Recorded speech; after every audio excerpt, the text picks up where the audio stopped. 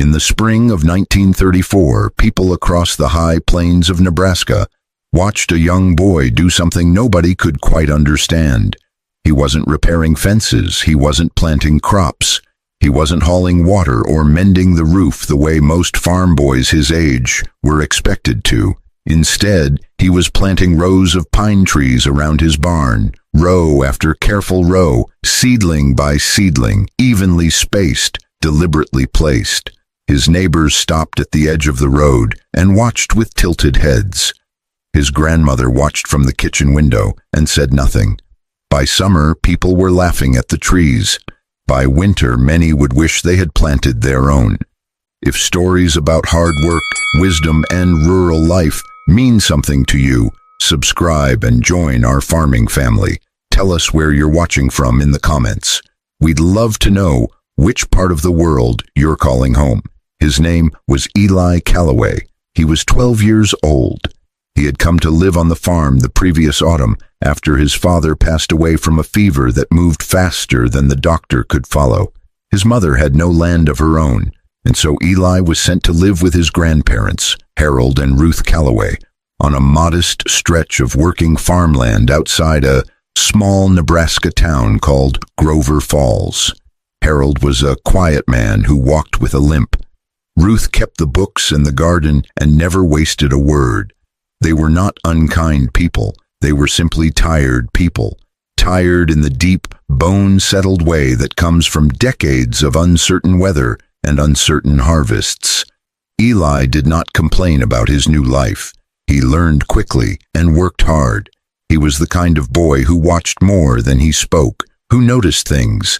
The way the grass leaned in the morning before a change in weather, the way the chickens grew restless before rain. He had one companion who never left his side, a rust-colored farm dog named Soot, named for the dark smudge across his left ear.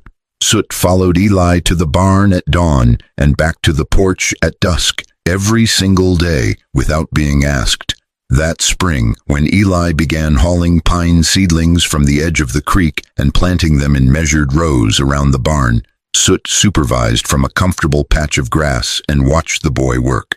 Word traveled the way word always travels in small farming communities. Slowly at first, then all at once. By late April, it seemed like every neighbor within 5 miles had an opinion about what Eli was doing. The first to say something directly was Dale Mercer, who farmed the property to the east. Dale was a respected man, 60 years old, with calloused hands and a straightforward mind. He had seen 3 decades of plains weather. He knew what worked and what didn't.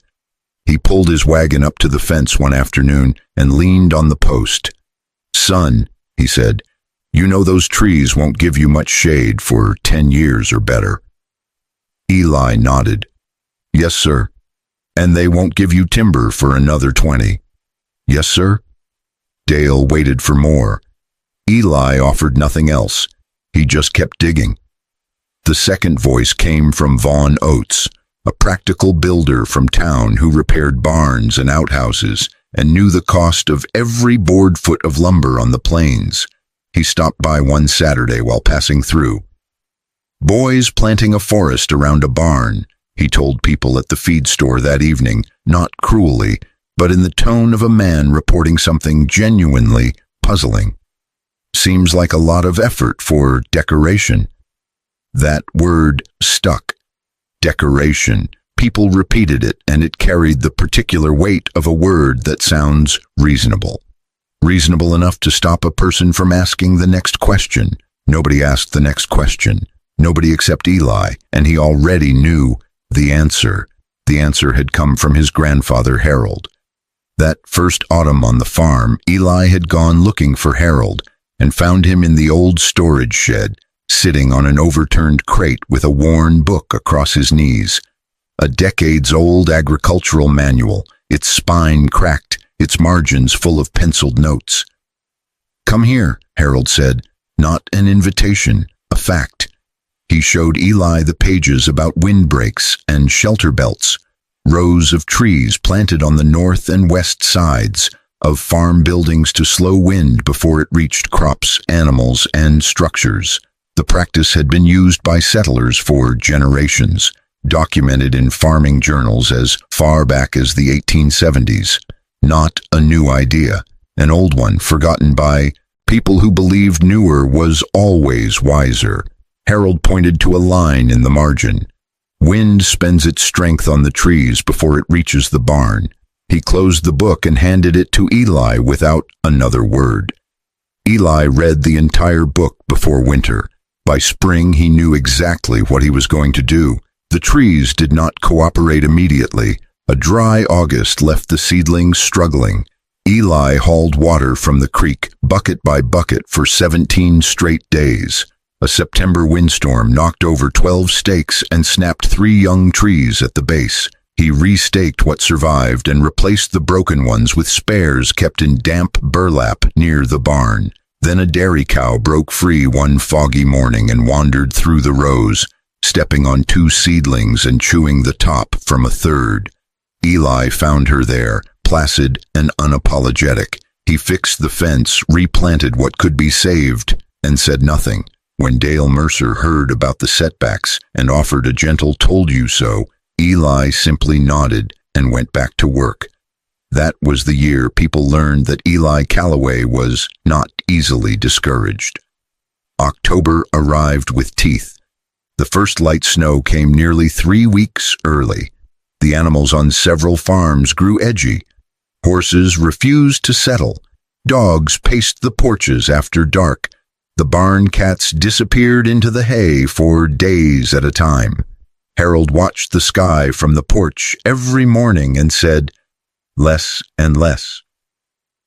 An old man named Ezra Voss, who had lived in Grover Falls for nearly 70 years and who had seen things on the plains that no one fully believed, walked out to the Callaway farm on a Tuesday in mid-October. He had heard about the trees. He had not come to laugh. He stood at the edge of the planted rows for a long time, looking at the young pines, still young, still years from being truly useful, but alive and in their places. "This is a serious winter coming," he said to Eli. Eli looked up. "How do you know?" the boy asked. "The same way I know everything," Ezra said. "I've been watching this sky since before your father was born." He looked at the pines again. "These trees won't be full grown," he said quietly, "but they'll be something." He left without explaining what he meant. Eli turned back to the rows and checked the stakes one more time. It came on a Thursday in January, not slowly, not politely, but all at once, as though the sky had been waiting for months. The wind hit so hard the barn doors shook on their hinges. The temperature fell fast enough that water left outside turned to ice before it could be carried indoors. Within 3 hours, visibility had dropped to nothing. Farmers tied themselves to ropes just to check their animals. Dale Mercer's livestock huddled in the corner of his barn while wind drove through a gap in the wall. Several animals were in distress by morning. Vaughn Oates spent half the night fighting drifts packed so high against his barn door he could barely force it open. On 3 farms to the west, roofing was torn loose, and at the Callaway farm, something different was happening. The wind reached the pine trees and slowed. This is what a windbreak does. When wind encounters a row of trees, it does not stop. It is diverted upward, its speed reduced by as much as half on the sheltered side. The protected zone extends downwind for a distance 10 to 15 times the height of the trees. Even young trees provide measurable reduction. The barn sat in a pocket of calmer air. The temperature difference was perhaps 4 to 6 degrees, but on a night when every degree mattered, it was real. Snow drifted into the outer tree rows and stopped, rather than piling against the barn walls. The livestock moved around. They ate. The worst of the storm simply was not reaching them. Harold fed the animals at midnight and again at 4 in the morning.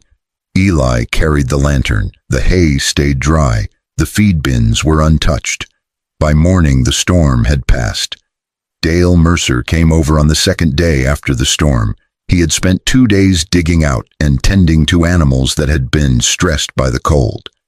He walked to the Callaway farm out of neighborly habit more than curiosity.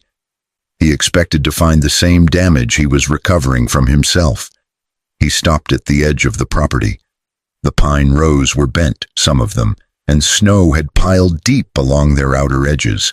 But the barn stood exactly as it had stood before the storm. The drifts against the barn walls were modest. The doors opened cleanly. He went inside.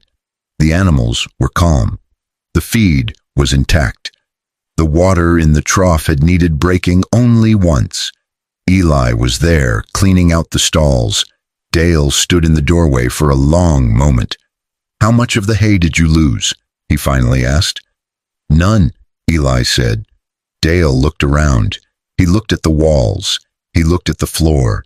He stepped back outside and looked at the tree rows. He was quiet for a long time. "I was wrong," he said. No speech. No ceremony. Just a man who had built his life on honesty and could not avoid it now. Eli nodded once. "It was my grandfather's idea," he said. "I just planted the trees." That spring, Dale Mercer planted a windbreak on the north and west sides of his barn. By summer, 2 more farms had begun their own tree rows. Vaughn Oates spent a Saturday helping a young family plant theirs and did not charge them for his time. No announcement, no meeting. The idea spread the way practical wisdom always spreads on working land, person to person, season to season, quietly. Eli never told anyone he had been right. He went on watching, working, and tending to the things under his care.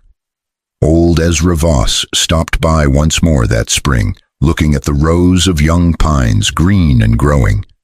"Nature has a way of rewarding patience," the old man said, more to himself than anyone. "The things people mock today may become the wisdom everyone follows tomorrow." Soot sat beside Eli. Harold leaned on the fence post and said nothing.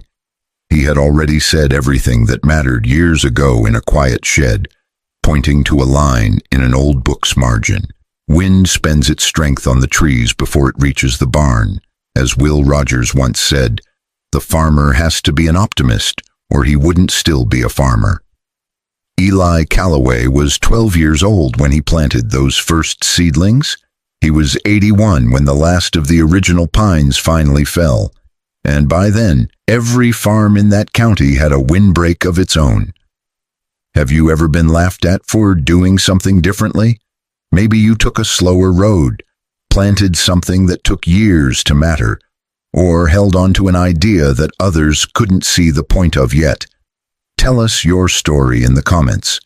And if you enjoyed today's lesson from the farm, the kind of lesson that only takes root with patience, don't forget to subscribe for more true-to-life rural stories. We'll be here, same as always, watching the sky and telling the stories that the land remembers.